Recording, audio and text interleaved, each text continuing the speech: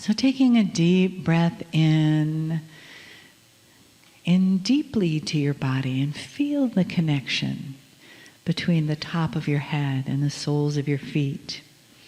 That place that is outside, universally outside of us. And then that place that is so deeply us, our body.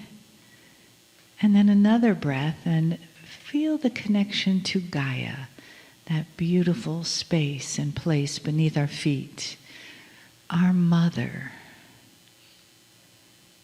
this planet that has supported us for our entire lives, many lives. And we give thanks for being the conduit between heaven and earth in this human form. And as you breathe into your gratitude, allow that to fill you up, just saying thank you inside. Thank you for the all that is that unites us as a beautiful family. Thank you for the love that we share today. Thank you for the wisdom of Kryon and the entourage that brings us together here. Thank you for connecting the hearts of each and every one of us so that together we breathe and feel as one coherent family of light. As we welcome the honoring and the message of love and wisdom from Kryon. Greetings, dear ones. I'm Kryon of Magnetic Service. Here is a channel that my partner didn't expect. You may see a similarity to this channel in what some have called a science channel, but it isn't. Or a futurist channel. Not really. It's going to have information that many will listen to carefully. And then in the future, there will be validation. I'm going to call this particular channel Too Smart to Look. Dear ones, you represent a metaphysical core belief, not a system or a doctrine with rules, but perceptions of God that are greater than any doctrine. And all of you have a slightly different idea because all of you are individual, and that God inside will react, that soul that you have will be slightly different in your perception, in your intuition, but all of you will know something at the core. And that is this, that the love and the compassion of the creative source is in you. And in this time, it's going to start coming out in certain ways, individually, society, cultures, civilization. And the result is going to be a higher consciousness. But if you started to say those words to those on the street today, they would look at you, especially the smart ones. And you could tell by what they're thinking or what their eyes are telling and the smile that they have, and they won't say it, but it's almost like they want to pat you on the head and say, you'll be okay. And at the same time, they're envisioning perhaps you wearing a tinfoil hat with an antenna and walking around and receiving messages from beyond. And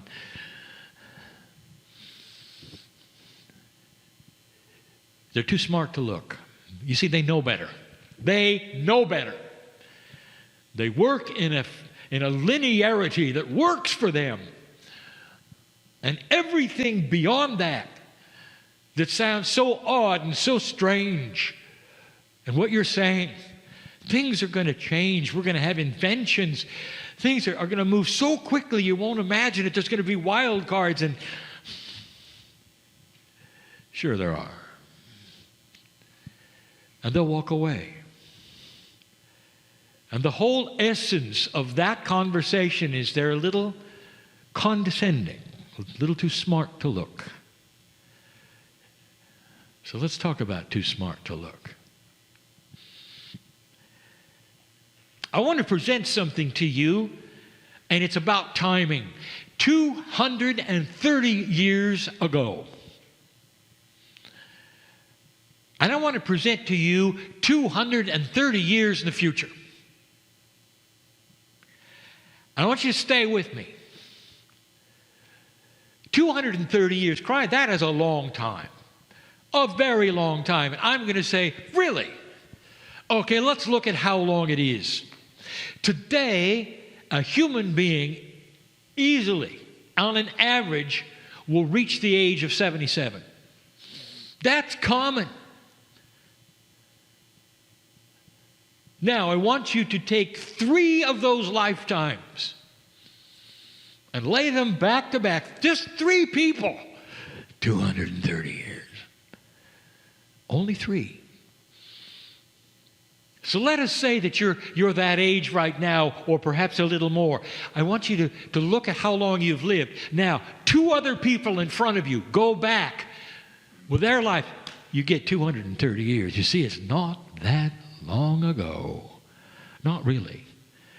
3 average lifetimes of a human being. 230 years. That's going to put you at 1789. So let's talk about 1789 for a minute. And let's take you back to someone who's a little too smart to look. Let's say you're going to go back there and tell them about today. What did you have in 1789, just 3 lifetimes ago, of a 77-year-old? What did you have? And the answer is almost nothing. If you put yourself in that civilization right now, do you realize what you didn't have? What you didn't even conceive of? Do you realize you'd never seen light without fire? You didn't have electricity. The idea that you could light a city without whale oil was fantasy. You could have light without fire? That's crazy stuff. No electricity? There were cities that you knew about in the United States which were deemed unlivable because they got too hot. You didn't even have refrigeration. You realized you didn't have flight. No one had ever flown yet. What would they think about a jumbo jet? What if you told them hundreds of people will get in aircraft, in spaceports that just have airplanes that fly around, and they're going to look at you and they'll say, have a nice little day. I'm too smart to look. Come on, don't bother me with these things. And what you're giving them is reality. Reality, absolute reality. Young person, I want you to think about this. They had no way of recording sound. Can you imagine that? If you wanted to go see a band at the time, you better listen clearly because you'll never hear them again because there's no way to record them. None. No recordings, no moving pictures, no electricity. And then if you mention to that person who was too smart to look, I say, look, if you really want to know something that's very, very special, there's these little tiny microbial creatures that crawl around, but you can't see them. You see they're invisible, and they create disease. You better boil your water. You better wash your hands because you're going to get disease, and they'll look at you and they'll say, that's enough. Leave me alone. And those are called germs today. Too smart to look. And that will be that same person, perhaps, that today is too smart to look. Can you imagine a society, 1789, where they had absolutely nothing of what you have today. You would not recognize it. Your day-to-day life would not even be recognizable. They wouldn't be able to manufacture the clothes you wear today. Their lifestyle, completely and totally different. They didn't have communication. They didn't have the telephone. They sent letters. Barely had rail. 230 years ago. That was yesterday, dear ones. That's the beginning of your country. Things like this are happening quickly. Let me bring you back to today. If in 1990 you went to a photographer's convention, you would have seen the filmmakers laying out their best emulsions. Agfa and Kodak and all of them, booth after booth, so proud. And if you'd walk up to one of them and said, "Excuse me, I know something is going to happen. You see, I'm from the future. I'm from 2019. I know what's going to happen." Film will be gone. And they would say, "Excuse me, what's going to replace it, Sonny?" You wouldn't be able to tell them, would you? Well, ones and zeros on a little plate. And they would say, "Okay, have a nice little day. Put on your little tinfoil cap." And they're a little too smart to look at what actually happened. Do you realize that film almost went away by 2012? If you would say, well, in 1990 you've got a thriving film industry, Hollywood, and you would say to the cinematographer, "Did you know that in the future you'll have a camera with no moving parts and no film?" "Oh, there is one moving part. It's called the lens that moves back and forth." And they'd say, "You're crazy. That simply doesn't hold any water. That's not even very futuristic. No film? That's not going to happen." Well, it did. And by the way, it took a whole chemistry industry with it. Not just the filmmakers, but the ones who had the developing chemistry in all the labs and all of those kiosks around that would develop your prints and all. It's all gone. That's since 1990, 2012. Here you are in 2019. That's fast. What if you told that person that's too smart to look, there's going to be an evolution in consciousness? And they'll say, "What does that mean?" And you will say, there's going to be a revolution and a revelation in the energy of consciousness. We're going to be able to start doing things by thinking about them. Now you've gone too far. It's coming. I'm going to take you 230 years in the future. I do not tell fortunes, dear ones, but I can tell you these things are going to happen because they're already in progress. And if you were to tell somebody right now what I'm going to tell you, they're not going to believe it. Let me give you an example. 230 years ago, if you went back there and the whole object of you going is to grab somebody and explain a Wi-Fi. What is Wi-Fi? Well, Wi-Fi is one of those interim inventions that is based around principles that you didn't have yet. Not just electricity, but computing. And through the air transmission of radio or television, none of it was there. So now you're going to explain Wi-Fi, which is the connection of an internet. What is an internet? How are you going to explain that? Well, you say, well, it's connected to the computer. What's a computer? How do you explain that? You see, there's some inventions that have to happen because of the perceptions of the inventions you don't understand yet. So I'm going to give you one or two. 230 years is not very far. That's 3 lifetimes of a 77-year-old. Just 3. And you're there. So where do we start? I'll give you 3. I'll try to make these fun, not technical, not really. but fun. And the reason for this, the whole reason, is to put in perspective too smart to look.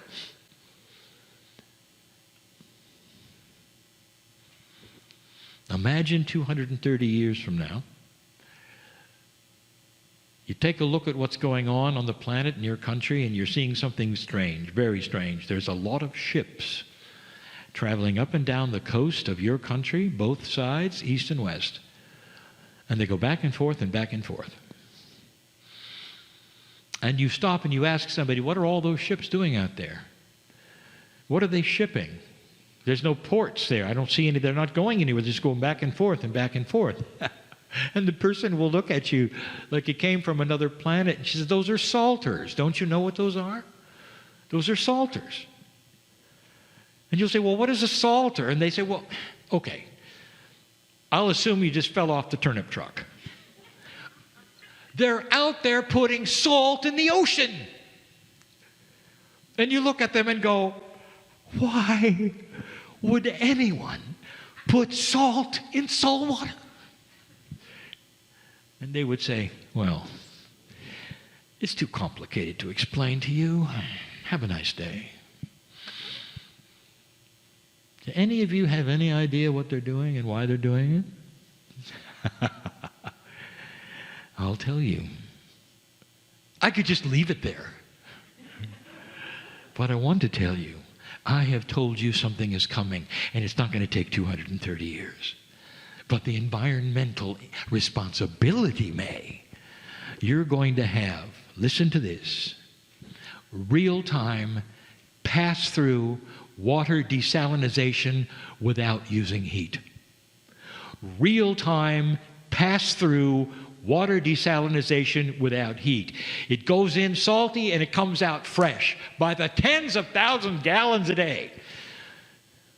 Unit after unit after unit, filling up all of your lakes, giving all the cities fresh water, irrigation all the way up and down your coasts, and shipped to the inland cities. Now right there, you're going to say, all of that is unbelievable. Real-time desalination, it goes in salty, comes out fresh, without holding tanks, without heat, because of an invention that's coming. And then you're going to ship it to the other cities? That's not going to work. Well, you see, it is. Let me give you another secret. You have got a big infrastructure of pipes that ship oil, and there won't be any need for oil. So all those pipes are water pipes. They're already in place. All you do is use them to ship all of that fresh water to every single city. How do you like it so far? Okay, what is the byproduct? Salt, tons of it. And then you realize you're changing the salinity of the seawater that depends upon a very focused balance for life. And so the biologists will get involved and say, you've got to replace the salt in this fraction, right here, right there, because that's where you've taken it out, and studies will show that you've got to do it in this way and that way. And so there are the ships called salters. And they'll go back and forth, and they'll replenish the salt. They'll come to port, yeah, but not to like ship anything. They're just going to come get more salt, and then they'll deliver it. Now that's a paradigm you can't even consider today. Then what if I told you, I'm going to go further. What if I told you that those ships use a special fuel that you won't believe? And the fuel is called salt water. Can you imagine all of the ships? And salt water, probably the most reasonable thing you can think of to power a ship in the water that's salty. They won't need oil, dear ones. They're not going to have diesel fuel. There's not going to be any of those things. And there's not going to be any footprint that's going to affect the planet. Because everything they have that they create that says the engine's going to work on salt water is going to put right back into the ocean just like they took it. And that's going to be for shipping in general, not just the salters. Watch for it. Can you imagine engines powered by salt water? It's coming. That's number one. Let me give you number two. I'll make this fun. In 230 years, you're excited about this new museum. And the new museum, big letters, and you're going to take your kids. Kids, we've got something for you to see. New museum, it's called the Battery Museum. And you're going to go there and you're going to see something so antique and special called a AA and a AAA and a C and a D. You'll even have batteries that cars used. Those electric cars, oh, those huge batteries. And you're gonna laugh and laugh and you're going to say, look, this is what we used to have in the olden days. Because batteries are gone. No batteries. You see, you don't need them anymore. I'll tell you why. We've told you what's coming. It's already on the drawing boards. It's here. Electricity production, big and small, even minuscule, even micro, that creates electricity through the push and pull of magnets forever. And it just goes and goes and goes and goes and goes. Doesn't it make sense that you'd have some kind of configuration using magnetics, which doesn't get old? Thousands of years, it's still magnetic and it's still pushing and pulling. An apparatus that goes around and around, and that will then create whatever you want that goes around and around. But mainly for you, electricity. Imagine this for a moment. Produced in a micro fashion, an engine that creates electricity. It's not even as big as your fingernail. And that's in every single device you have that you carry around. So that means it's always charging. Do you understand? You don't have anything to plug in anymore. This extends to larger electric power for your homes, which will then be specific to a neighborhood if you live in apartments or your house in the garage. No more grid. There is no reason for a grid when you can make your electricity with absolutely no product that's going to be created that you have to dump. A box that sits there and simply creates electricity 24/7, 24/7. The only thing you might have to replace, perhaps, is a bearing every 10 years. Imagine appliances without cords, making their own electricity. What you call phones, which won't be. Devices that you carry in your pocket, still then for music and whatever other entertainment that you won't even know about by then. Connections to the planet, all self-powered. They don't need batteries. Now, here's where it gets good, because for those of you who are technical listening to this, you'll say, wait a minute. They're making electricity. Yeah, but there's got to be something in between the electricity maker and the circuitry. That used to be a battery which you could charge, but it's something else. You're right. That's an interim invention that's coming. And I'll just give you a hint. It's going to be called the cap. And there's a man named Faraday who will be very proud of it. It's the way of storage and release and variable electricity without a battery. It's coming. It's already here. How many of you are aware that when you take the batteries out of a device and then put them back in, the device somehow kept its charge? Did you ever think about that? Somehow it remembered everything, even though the batteries were missing. That's a hint. This is where it's going.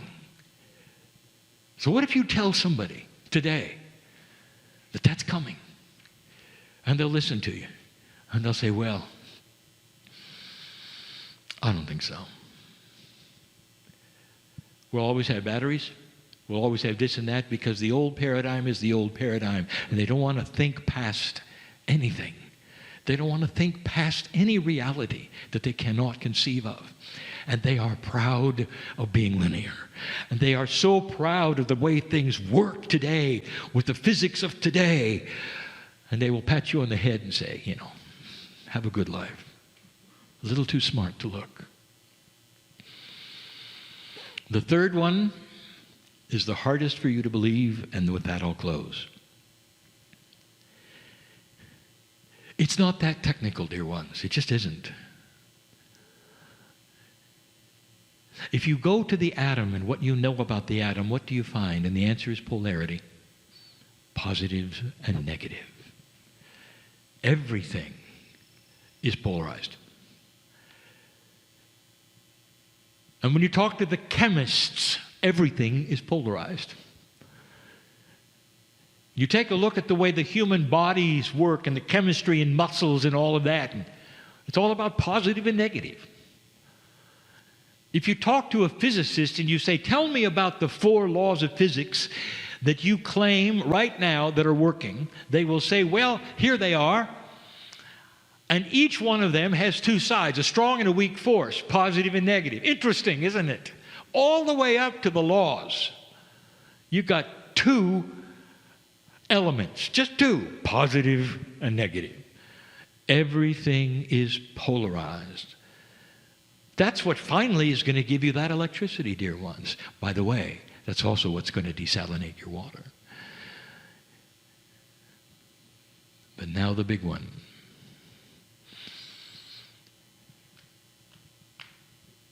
Do you understand and realize what happens when you have something I will call mass? Whether it's the mass of an object or the mass of a planet or the mass of an asteroid, in physics the mass is computed, and the next thing that is computed is the gravity that it will then produce. Did it ever occur to you that gravity is only one polarity? If you could reverse that polarity by designing certain things within the mass, you'd have the minus side. And that, dear one, will repel gravity. It's not anti-gravity. It's not anti-anything. It's the natural counterpoint that physics understands, even within the laws of physics. Did it ever occur to you that gravity was a little one-sided? It's only one thing. It pulls. It never pushes. How would you like to make a push? And that's coming. What if I told you that that particular attribute was even known by Tesla? But he couldn't make it work because the computers were not that fine. Things kept flying off the bench. He was so frustrated because he saw it. He saw it. You're not going to need rockets and propellants and fuel. All you have to do is have variable mass. And if you followed this, and if you are a fan of UFOs, I will tell you that this explains how they move. Because they have variable mass controls. All they do is push and pull against mass, your planet. When you have that, dear ones, can you see how that might change a lot? And in 230 years, if you could go there right now, you would be in a jungle of technology you would not understand. You would be frightened by what isn't there. And you'd ask where all the wires went, all the pipes are. And you'd be lost. But the big one is consciousness. Because for those things to happen, dear ones, there's got to be peace on earth. They're not going to happen without peace on earth. Because almost every single one of those inventions can be weaponized. Are you with me? And before you're ever going to get them, there must be consensus on this planet that you don't kill another human. Not en masse, not one society from another, not a civilization. And I'm here to tell you that that is the potential. Too smart to look when you tell others that's going to happen. A world without war, no, impossible. A world that has these kinds of things, that's going to allow us to have water and food and replenishments of the ocean and things that you're told are going away. They're not going away. They're just going to be understood.